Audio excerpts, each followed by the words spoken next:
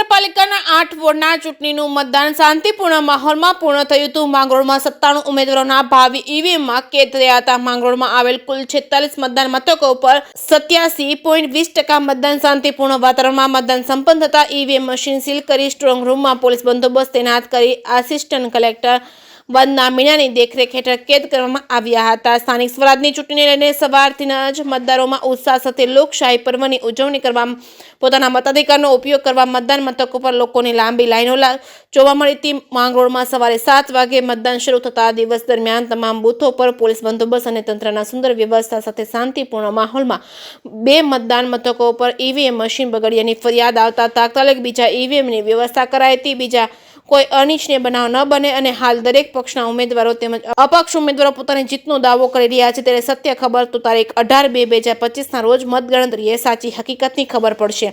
જે કે ગુજરાતી સાથે વિનુ મેસવણિયા, માંગરોળ. આજે અમે હરખ અને આનંદથી માંગરોળમાં નગરપાલિકાની ચૂંટણીમાં મત આપવા માટે આવ્યા છીએ. આપણી ફરજ બજાવવી જરૂરી છે. અમે પણ મત આપ્યો છે. હજી થોડોક ઘણો સમય બાકી છે, તો પ્લીઝ બધા મત કરવા આવો. મત આપવો આપણા માટે બહુ જરૂરી છે.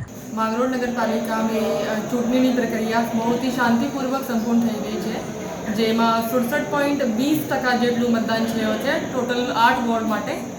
અને આજ જે છે અત્યારે રિસીવિંગની કામગીરી ચાલી રહી છે અને રિસીવિંગની કામગીરીની સાથે સાથે ઈવીએમ સ્ટ્રોંગ રૂમમાં મૂકવામાં આવશે અને સીલ કરવામાં આવશે, જેની પાછળ 18 તારીખને રોજ ગણતરીના દિવસ સ્ટ્રોંગ રૂમ ખોલવામાં આવશે.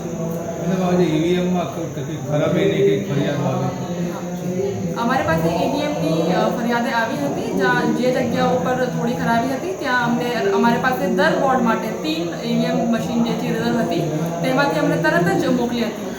મેડમ, કોઈ આજે બીજો કોઈ બનાવ બને છે, અનિચ્છનીય બનાવ કોઈ એવો માથાકૂટ થઈ હોય કોઈ પણ વોર્ડમાં? અનિચ્છનીય બનાવ નથી બન્યું આ ચૂંટણીમાં, અને ચૂંટણી જે છે બહુ જ શાંતિપૂર્વક પણ થઈ છે. લોકોનો સહકાર તમને કેવો મળ્યો? લોકોનો સહકાર પૂર્ણ મળ્યું. લોકોને બહુ શાંતિપૂર્વક ચૂંટણી કરી, એને સાથે મીડિયાનો પર બહુ અમારા સાથે રહીને કોઓપરેટ કર્યું હતું. Okay, thank you madam. Thank you.